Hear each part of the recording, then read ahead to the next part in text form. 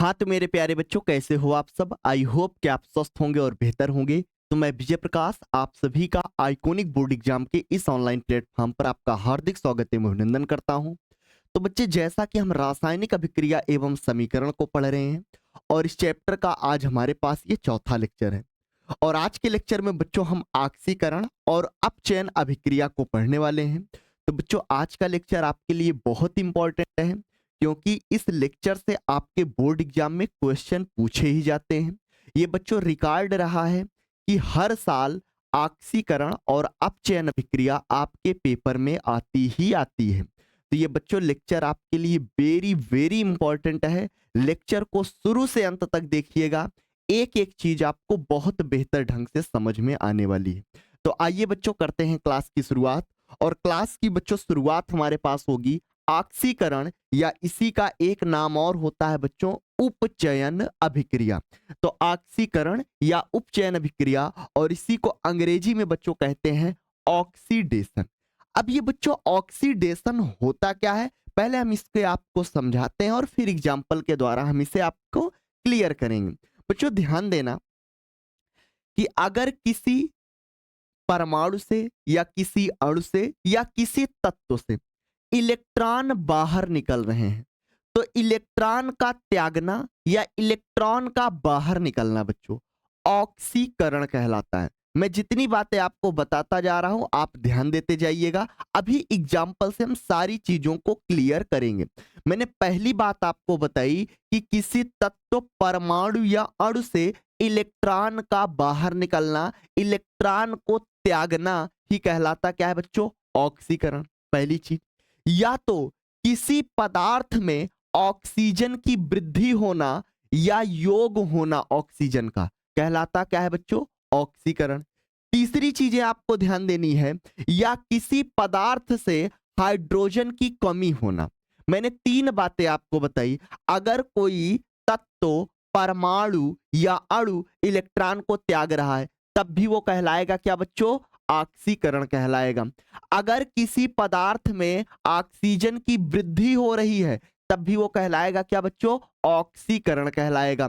अगर किसी पदार्थ में हाइड्रोजन की कमी हो रही है तब भी वो कहलाएगा क्या बच्चों? ऑक्सीडेशन, ऑक्सीकरण या उपचयन कहलाएगा।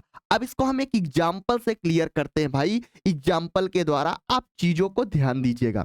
बच्चों जैसा कि आप जानते हो, आप सोडियम का नाम सुने हो, आप सोडियम का नाम सुने हो। सोडियम एक धातु होती है और बच्चों सोडियम का जो परमाणु क्रमांक होता है वो हमारे पास क्या होता है? 11 होता है। ध्यान दीजिएगा। तो आपने यहाँ पे एग्जाम्पल लेते हैं भाई, एग्जाम्पल आपको ध्यान देना है। एग्जाम्पल में हम लेते क्या है बच्चों? सोडियम लेते हैं। क्या लेते हैं? सोडियम। और सोडियम का जो प्रतीक होता है बच्चों वो क्या होता है? Na होता है। सोडियम का परमाणु क्रमांक 11 होता है और उस 11 को बच्चों हम यहाँ पे ऐसे बगल में नीचे दिखा देते हैं। तो ये आपका सोडियम हो गया। और एक बातें आपको ध्यान देनी है, क्लास 9th में ये चीज आप पढ़े हो कि किसी भी तत्व का जब हम इलेक्ट्रॉनिक विन्यास करते हैं बच्चों तो इलेक्ट्रॉनिक विन्यास उसके परमाणु क्रमांक के ही आधार पर किया जाता है। तो अगर यहाँ पे सोडियम है और सोडियम का परमाणु क्रमांक 11 है, अगर हम इसका इलेक्ट्रॉनिक विन्यास कर दे, क्या कर दे बच्चों? इलेक्ट्रॉनिक विन्यास। तो यहाँ पर आप ध्यान दीजिएगा बच्चों, जब आप सोडियम का इलेक्ट्रॉनिक विन्यास करोगे इसके पास जितना इसका परमाणु क्रमांक होता है उतने ही इसके पास क्या होते हैं? इलेक्ट्रॉन होते हैं। अगर 11 इसका परमाणु क्रमांक है तो 11 ही इसके पास क्या होंगे? इलेक्ट्रॉन होंगे। और ध्यान दीजिएगा जब हम इसका इलेक्ट्रॉनिक विन्यास करेंगे तो पहले कोष में 2 इलेक्ट्रॉन आएंगे, दूसरे वाले में बच्चों 8 इलेक्ट्रॉन आएंगे और तीसरे कोष में कितने इलेक्ट्रॉन आएंगे? 1 इलेक्ट्रॉन। यानी जब आप इसका इलेक्ट्रॉनिक विन्यास करोगे तो 2 8 क्या हो जाएगा बच्चों? 1। यानी पहले कोष में 2 इलेक्ट्रॉन, दूसरे वाले में 8 और तीसरे वाले में कितना जाएगा बच्चों? 1 इलेक्ट्रॉन जाएगा। आप देख सकते हो 2 8 10, 10 और 1 कितना हो गया बच्चों? 11 हो गया।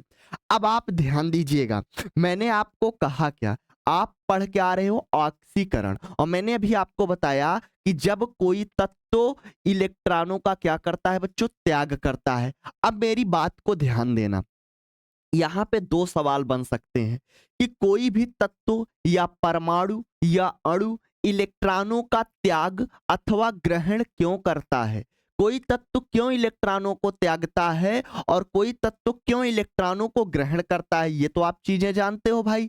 और ये चीज आप अच्छे से जानते हो कि त्याग और ग्रहण दोनों चीजें होती हैं, पर ऐसा क्यों होता है।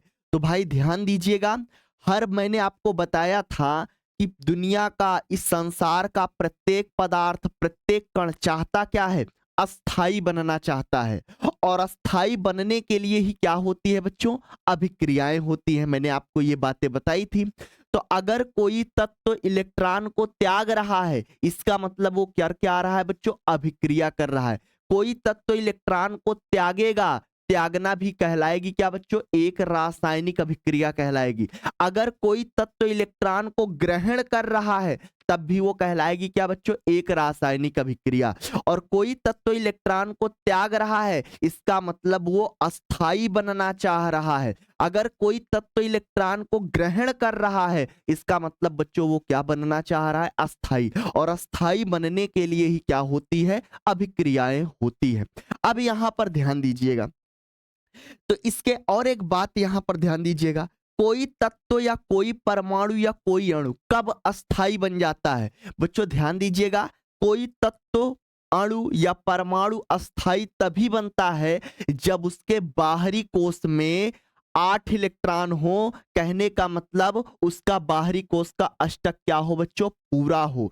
जैसे कि आप देख सकते हो कि सोडियम का बाहरी कोश ये है। थोड़ा सा ध्यान दीजिएगा यहाँ पर भाई, यहाँ पर आपको ध्यान ये देना है कि पहला वाला कोश आपके पास क्या होता है, के होता है, दूसरा वाला यल होता है, तीसरा वाला बच्चों क्या होता है, यम होता है। तो यहाँ पे सोडियम का बाहरी कोश कौन हुआ, यम वाला हुआ। तो अगर मैंने कहा क्या, कोई तत्व या परमाणु या अणु अस्थाई तभी होगा जब उसके बाहरी कोश में कितने इलेक्ट्रॉन हो बच्चे, 8 इलेक्ट्रॉन हो। तो आप हमें ये बताइए, इसका बाहरी कोश यम है और यम में कितने इलेक्ट्रॉन दिखाई पड़ रहे हैं, 1 इलेक्ट्रॉन। तो ये बताइए, क्या 1 इलेक्ट्रॉन होने पर ये सोडियम अस्थाई है? आपका जवाब होगा नहीं भाई, क्योंकि अगर इसमें 8 इलेक्ट्रॉन होते तो सोडियम हमारा क्या होता बच्चों, अस्थाई होता। और अगर सोडियम अस्थाई हो जाता तो ये ना तो इलेक्ट्रॉनों का त्याग करता, ना तो इलेक्ट्रॉनों को क्या करता बच्चों, ग्रहण करता। तो भैया ये अस्थाई बनने के लिए ही ये त्याग और ग्रहण करता है, ये बातें आप ध्यान दीजिएगा। अब बताइए, इसके बाहरी कोश में 1 इलेक्ट्रॉन है। अगर ये सोडियम 1 इलेक्ट्रॉन का त्याग कर दे, 1 इलेक्ट्रॉन का क्या कर दे बच्चों, त्याग कर दे, तो जब 1 इलेक्ट्रॉन त्याग देगा तो ये 1 इलेक्ट्रॉन खत्म, यानी यम वाले कोश में कितने इलेक्ट्रॉन हो गए, 0 इलेक्ट्रॉन। अब बताइए, जब ये 1 इलेक्ट्रॉन का त्याग कर देगा तो सोडियम का बाहरी कोश कौन हो जाएगा, सोडियम का बाहरी कोश बच्चों कौन हो जाएगा, एल वाला हो जाएगा, क्योंकि यम में से 1 इलेक्ट्रॉन था वो बाहर चला गया। तो अब सोडियम का कौन सा कोष बन जाएगा, एल वाला। और एल वाले में आप देख सकते हो कितने इलेक्ट्रॉन है बच्चों, 8 इलेक्ट्रॉन है। तो जब 8 इलेक्ट्रॉन है, इसका मतलब सोडियम हमारा क्या हो जाएगा, अस्थाई हो जाएगा। तो यहां पर आप ध्यान दीजिएगा बच्चों, अब इसको हम समझते हैं। तो सोडियम 1 इलेक्ट्रॉन का करता क्या है भाई, त्याग करता है। सोडियम 1 इलेक्ट्रॉन का क्या करेगा, त्याग। और जब सोडियम 1 इलेक्ट्रॉन का त्याग करेगा बच्चों, तो इसके ऊपर एक पॉजिटिव क्या आ जाएगा, चार्ज आ जाएगा। कैसे आएगा, यानी सोडियम बना क्या लेगा बच्चों, Na+ बना लेगा। क्या बनाएगा, Na+। और सोडियम किया क्या बच्चों, 1 इलेक्ट्रॉन का क्या कर दिया, त्याग कर दिया। आई होप कितनी चीजें आप समझ गए होंगे कि सोडियम अपना 1 इलेक्ट्रॉन का क्या कर दिया बच्चों, त्याग कर दिया। और 1 इलेक्ट्रॉन त्यागने के साथ सोडियम यहां पर क्या कर दिया, 1+ आयन बना लिया। ठीक है, अब ये बताइए, जब 1 इलेक्ट्रॉन का ये त्याग कर दिया तो आप यहां पर बताइए इस सोडियम का यानी Na+ का इलेक्ट्रॉनिक विन्यास क्या होगा। Na+ का जब इलेक्ट्रॉनिक विन्यास करोगे तो 2 कामा क्या हो जाएगा बच्चों, 8। क्योंकि जब ये 1 इलेक्ट्रॉन का त्याग कर दिया तो इसके पास बचे कितने, 10 इलेक्ट्रॉन। और 10 इलेक्ट्रॉन का मतलब पहले कोष में 2 इलेक्ट्रॉन और दूसरे वाले में कितना हो गए बच्चों, 8 इलेक्ट्रॉन। यानी इसका बाहरी कोष में कितने इलेक्ट्रॉन आ गए बच्चों, 8 इलेक्ट्रॉन। कहने का मतलब इसका अष्टक पूरा हो गया और ये बन क्या गया बच्चों, अस्थाई हो गया। तो भी ये सोडियम इलेक्ट्रॉन का त्याग क्यों किया, अस्थाई बनने के लिए। और मैंने अभी आपको बताया कि जब कोई तत्व या परमाणु या अणु इलेक्ट्रॉन का क्या करता है, त्याग करता है, तो वहां पे क्या होता है बच्चों, ऑक्सीकरण होता है। तो आई होप कितनी चीजें आप समझ गए होंगे। तो यहां पर कौन सी अभिक्रिया हो रही है बच्चों, ऑक्सीकरण अभिक्रिया हो रही है। ये बातें आप ध्यान दोगे क्योंकि यहां पे क्या हो रहा है बच्चों, इलेक्ट्रॉनों का त्याग हो रहा है। तो यहां पे आप लिख लीजिएगा बच्चों, ये क्या हो रहा है, ऑक्सीकरण हो रहा है।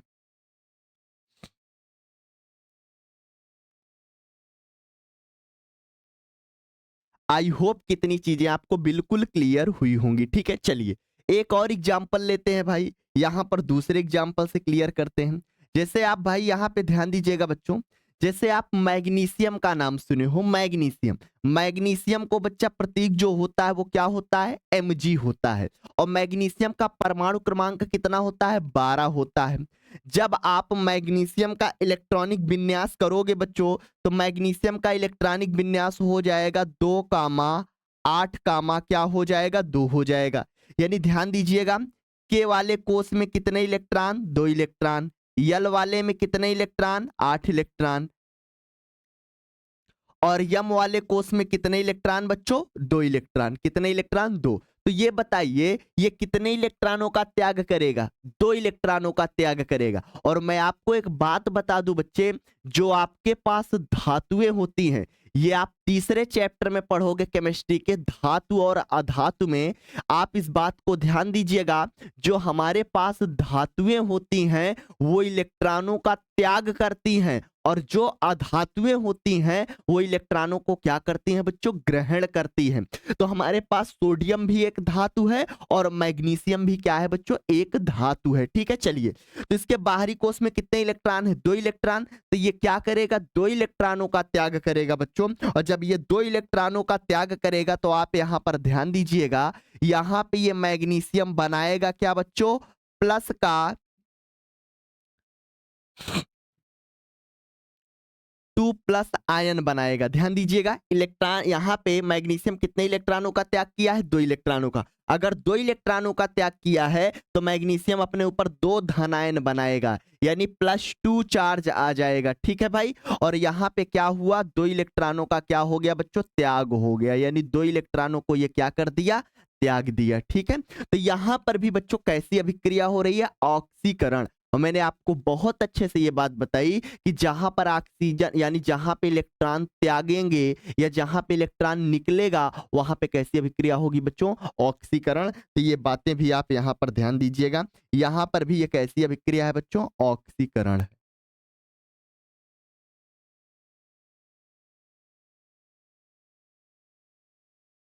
ठीक, तो आई होप कितनी बातें आपको बिल्कुल क्लियर हुई होंगी। ठीक है, तो इलेक्ट्रॉनों के द्वारा आपने ऑक्सीकरण को बहुत अच्छे से समझ लिया।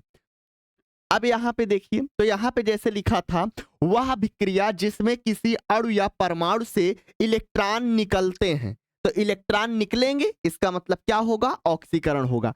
या फिर यहां पर वह किसी पदार्थ में हाइड्रोजन परमाणु का बाहर निकलना अथवा ऑक्सीजन परमाणु का जुड़ना ऑक्सीकरण कहलाता है। ठीक भाई, तो हाइड्रोजन का बाहर निकलना या ऑक्सीजन का क्या बच्चों, योग होना या जुड़ना कहलाएगा क्या, ऑक्सीकरण। जैसे अब एग्जांपल लेते हैं हाइड्रोजन का निकलने का भाई, हाइड्रोजन के निकलने का एग्जांपल लेते हैं। जैसे हमारे पास बच्चों होता है हाइड्रोजन आयोडाइड, क्या होता है, हाइड्रोजन आयोडाइड।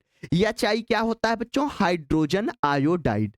अब ध्यान दीजिएगा, जब हाइड्रोजन आयोडाइड टूटता है, हाइड्रोजन आयोडाइड क्या होता है बच्चों, टूटता है, तो ये हाइड्रोजन H2 और प्लस का क्या बनाता है बच्चों, I2 बनाता है। क्या बनाता है, I2। ये बात ध्यान दीजिएगा।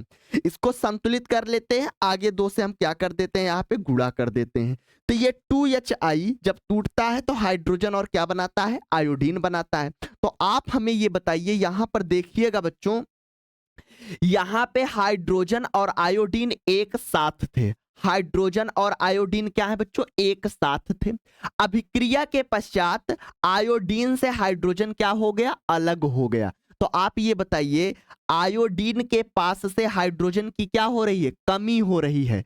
तो आयोडीन का क्या हो रहा है बच्चों, ऑक्सीकरण हो रहा है। दूसरी चीज आप समझ गए, पहला आपने इलेक्ट्रॉनों के द्वारा समझा, अब यहां पे किसी पदार्थ में से हाइड्रोजन की क्या होगी बच्चों, कमी। तो आप देखिए यहां पे आयोडीन के साथ क्या है, हाइड्रोजन, और अभिक्रिया के पश्चात आयोडीन से हाइड्रोजन क्या हो गया, अलग हो गया। इसका मतलब आयोडीन का क्या हो गया बच्चों, ऑक्सीकरण हो गया। आई होप कितनी बातें आपको बिल्कुल क्लियर हुई होंगी। तो यहां पर आप लिख लीजिएगा बच्चों, क्या लिखेंगे, यहां पर आप लिखेंगे कि आयोडीन का ऑक्सीकरण,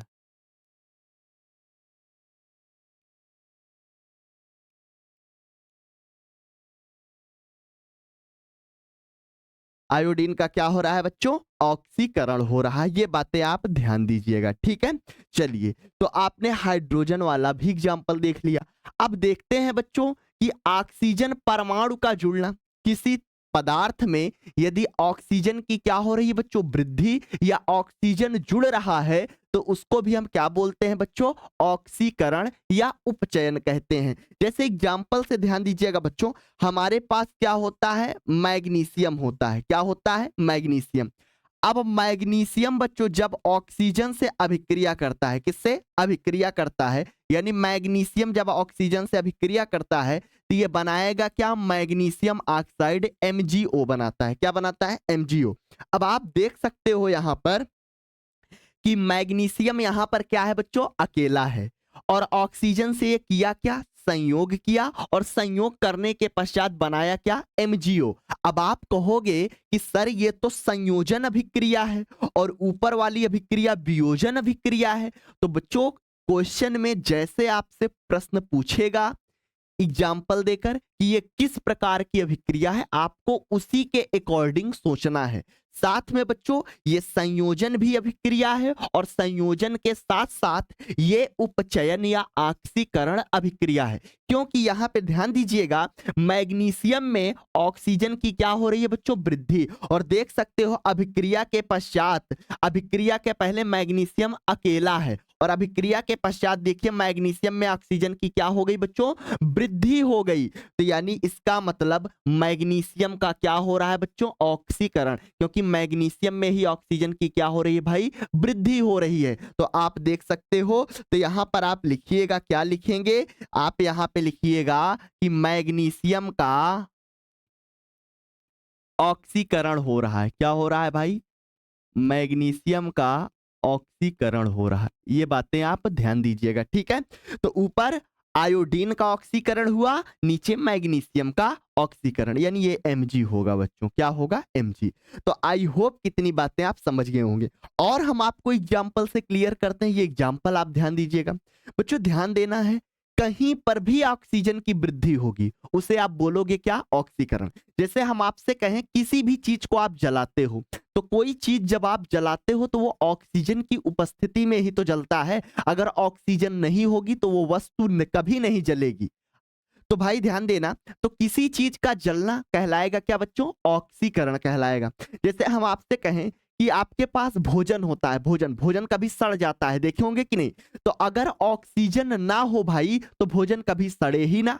तो किसी भी चीज का अगर कोई चीज सड़ जा रही है तो सड़ना भी बच्चों क्या कहलाता है, ऑक्सीकरण। क्योंकि ऑक्सीजन की उपस्थिति में ही कोई चीज सड़ती है, चाहे आपका वो भोजन हो या कोई भी पदार्थ हो। जैसे आप खोआ होता है आपके पास, कई सारी चीजें होती हैं जो सड़ जाती हैं, खाने वाली पीने वाली चीजें। तो अगर कोई चीज सड़ रही है इसका मतलब उसका क्या हो रहा है बच्चों, ऑक्सीकरण हो रहा है। अगर कोई चीज सड़ेगी तो वो ऑक्सीजन की ही उपस्थिति में सड़ेगी। ये बातें आपको ध्यान देनी है। और अगर हम आपको एक बात बताएं बच्चों, ध्यान दीजिएगा, जैसे आपके पास होता है लोहा, लोहा भी सड़ता है क्योंकि लोहा ऑक्सीजन से रिएक्शन करता है, जंग लग जाती है, यानी लोहा भी सड़ता है। तो जब जंग लगती है, जंग लगना एक प्रकार का क्या है बच्चों, सड़ना है। तो कहीं पर भी अगर ऑक्सीजन की वृद्धि हो रही है, इसका मतलब वहां पे ऑक्सीकरण हो रहा है, उपचयन हो रहा है। जैसे हम आपसे कहें कि हम सांस लेते हैं, श्वास लेते हो कि नहीं, तो जब आप सांस लेते हो तो आपके ब्लड में क्या होता है, ऑक्सीजन की वृद्धि होती है। आपके ब्लड में क्या होता है, रक्त में ऑक्सीजन की वृद्धि होती है। इसका मतलब श्वास लेना भी क्या है बच्चों, एक उपचयन अभिक्रिया है, एक ऑक्सीकरण अभिक्रिया है। जैसे आप कभी देखे हो बच्चों, ध्यान दीजिएगा, जैसे आपकी जलेबी बनती है, जलेबी बनती है तो मैदे को सड़ाया जाता है। तो खाने पीने वाली चीजों को जब सड़ाया जाता है या सड़ता है तो उसको कहते हैं किण्वन। क्या कहते हैं बच्चों, किण्वन कहते हैं। तो जैसे मैदे को सड़ाया जाता है तो ये भी क्या है बच्चों, एक ऑक्सीकरण अभिक्रिया है, क्योंकि मैदा कब सड़ेगा, जब ऑक्सीजन की उपस्थिति होगी। तो आई होप कि ये चीजें आप समझ गए होंगे कि सड़ना, समझ रहे हो, जलाना किसी चीज का, लोहे का जंग लगना, ये सब क्या है बच्चों, एक ऑक्सीकरण अभिक्रिया है। किसी पदार्थ से इलेक्ट्रॉन का निकलना, ऑक्सीकरण। किसी पदार्थ में ऑक्सीजन का जुड़ना, ऑक्सीकरण। किसी पदार्थ से हाइड्रोजन का निकलना, ऑक्सीकरण। किसी पदार्थ का सड़ना, ऑक्सीकरण। किसी पदार्थ का जलना, ऑक्सीकरण। आई होप कि ये सारी चीजें आपको बिल्कुल क्लियर हुई होंगी। ठीक भाई, तो आई होप कि आपने ऑक्सीकरण को बहुत अच्छे से समझ लिया। अब आगे बढ़ते हैं, और आगे बढ़ते हुए बच्चों अब हम बात करेंगे अपचयन अभिक्रिया, जिसे कहते हैं रिडक्शन अपचयन। ठीक भाई, अपचयन क्या होता है बच्चों, अपचयन ऑक्सीकरण का जस्ट उल्टा होता है। ऑक्सीकरण अभिक्रिया का जस्ट उल्टा क्या होता है बच्चों, अपचयन अभिक्रिया होती है। अब ध्यान दीजिएगा, मैंने अभी आपको बताया था ऑक्सीकरण में अगर किसी तत्व परमाणु या अणु से इलेक्ट्रॉन को त्यागोगे तो कहलाएगा क्या, ऑक्सीकरण।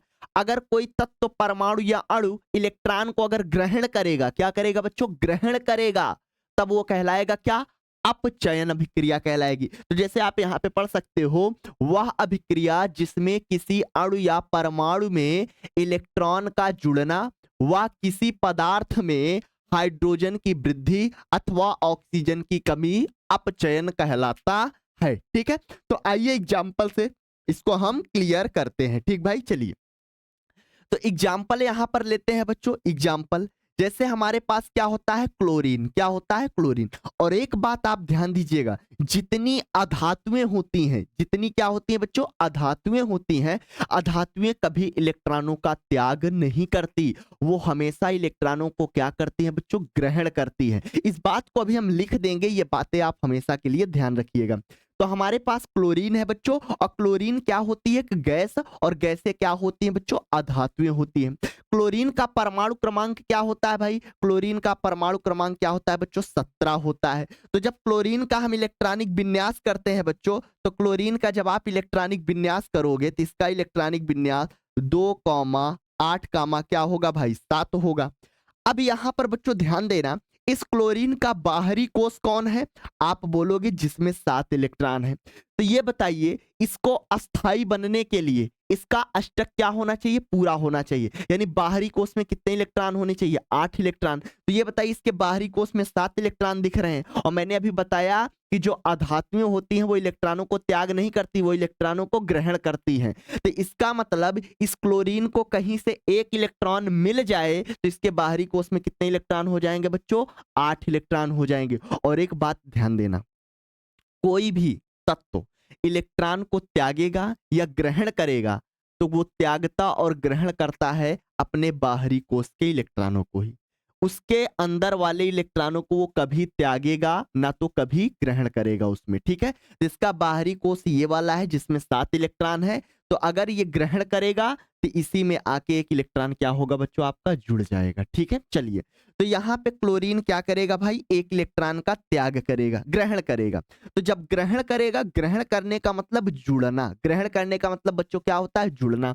तो क्लोरीन जब एक इलेक्ट्रॉन को ग्रहण करेगा तो इसमें एक इलेक्ट्रॉन आकर आपका ये क्या हो गया, जुड़ गया। तो क्लोरीन में एक इलेक्ट्रॉन आकर आपका जुड़ गया। तो जब एक इलेक्ट्रॉन जुड़ गया तो एक इलेक्ट्रॉन को अगर क्लोरीन ग्रहण किया तो अपने ऊपर वो क्या बनाएगा, एक ऋण आयन बनाएगा। यानी जब किसी से आप कोई चीज मांगते हो, आप लेते हो तो आप ऋणी होते हो, और जब आप किसी को कुछ चीजें त्यागते हो, देते हो, तो आप दाता होते हो, यानी आप धनी होते हो भाई। ठीक है, तो यहाँ पे क्लोरीन एक इलेक्ट्रॉन को लिया, इसका मतलब क्लोरीन के ऊपर क्या आ गया बच्चों, एक माइनस आ गया।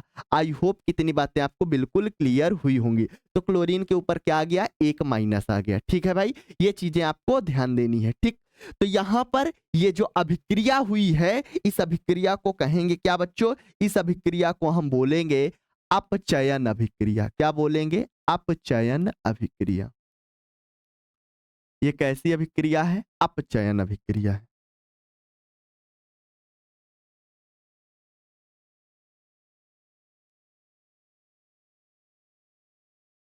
ठीक है, तो ये बातें आप ध्यान दीजिएगा। ठीक है, क्लोरीन एक इलेक्ट्रॉन को ग्रहण किया, यानी इलेक्ट्रॉन की जब क्या होगी बच्चों, वृद्धि होगी, यानी कोई ग्रहण करेगा तो उसको बोलेंगे क्या, अपचयन अभिक्रिया। तो इलेक्ट्रॉन के एग्जाम्पल से आप ये समझ गए होंगे। अब हम एक एग्जाम्पल ऐसा लेंगे बच्चों जहां पे हाइड्रोजन, आपने यहां पे देखा क्या भाई, कि हाइड्रोजन की क्या होगी बच्चों, वृद्धि होगी। हाइड्रोजन की क्या होगी भाई, वृद्धि होगी। थोड़ा सा हम पानी पी लेते हैं भाई, ध्यान दीजिएगा। चलिए, अब यहां पर आपको ध्यान देना है, हाइड्रोजन की वृद्धि का एग्जाम्पल लेते हैं। जैसे आपके पास होता है बच्चों हाइड्रोजन यानी H2, और आपके पास क्या होता है बच्चों, सल्फर होता है। क्या होता है, सल्फर। तो जब हाइड्रोजन सल्फर से रिएक्शन करता है बच्चों, तो ये बनाता क्या है, हाइड्रोजन सल्फाइड। क्या बनाता है, हाइड्रोजन सल्फाइड। H2S बनाता है। क्या बनाता है, H2S। यानी हाइड्रोजन सल्फर से अभिक्रिया किया और बनाया क्या, हाइड्रोजन सल्फाइड। इसका हम नाम लिख देते हैं, यहाँ पे ध्यान दीजिएगा। तो ये हमारे पास क्या है भाई, ये हमारे पास सल्फर है, और ये हमारे पास क्या है बच्चों, हाइड्रोजन सल्फाइड है।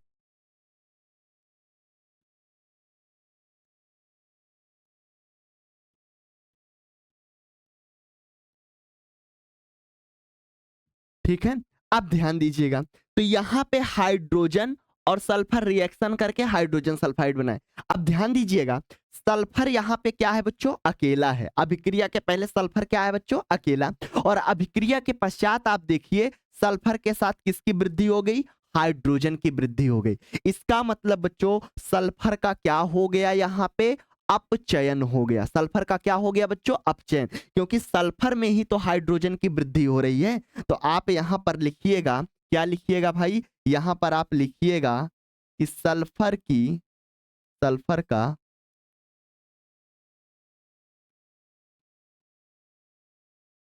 अपचयन हो रहा है। क्या हो रहा है बच्चों, अपचयन हो रहा है। ठीक है, चलिए अब आगे बढ़ते हैं और एक एग्जाम्पल ऐसा लेते हैं बच्चों कि जिससे आप समझ जाओ कि ऑक्सीजन की जब कमी होगी तो उसको बोलेंगे क्या बच्चों, अपचयन बोलेंगे। जैसे आप यहां पर ध्यान दीजिएगा, जैसे हमारे पास होता है कॉपर ऑक्साइड। क्या होता है बच्चों, कॉपर ऑक्साइड। एग्जाम्पल लेते हैं कॉपर ऑक्साइड का। ठीक भाई, चलिए कॉपर ऑक्साइड हमारे पास क्या होता है बच्चों, CuO होता है। क्या होता है, CuO।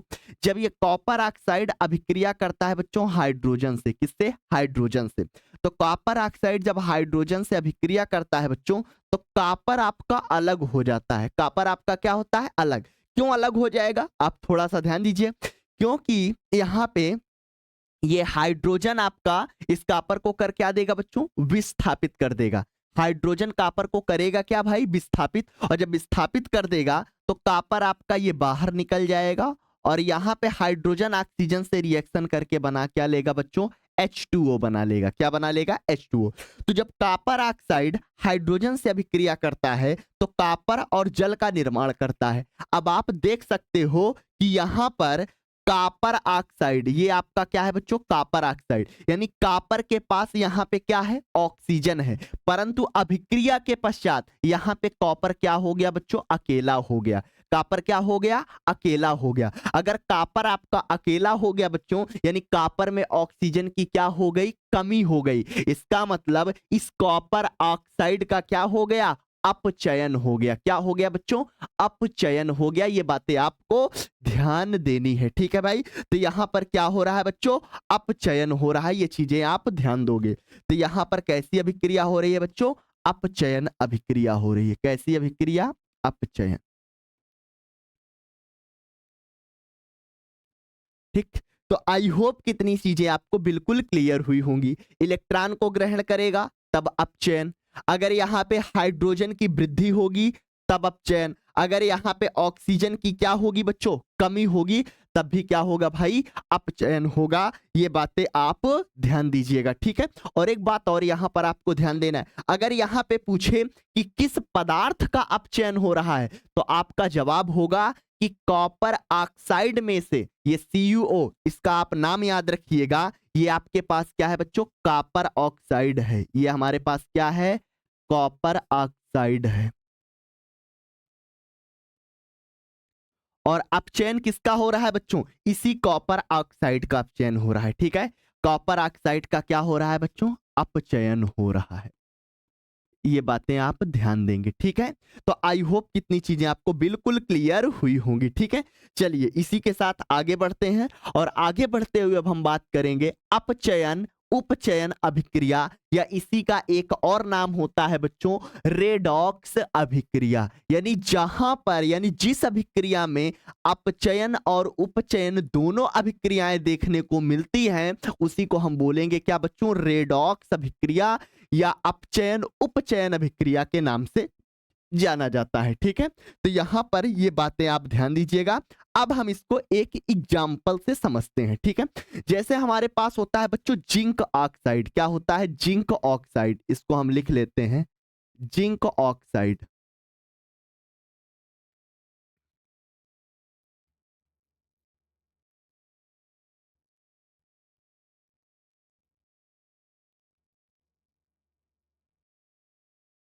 तो जब जिंक ऑक्साइड आपका कॉपर से रिएक्शन करता है, किससे बच्चों? कॉपर से।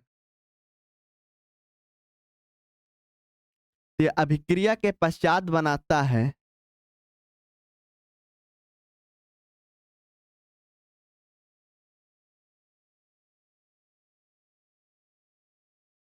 कॉपर ऑक्साइड, और आपका ये जिंक बनता है। क्या बनता है बच्चों? जिंक,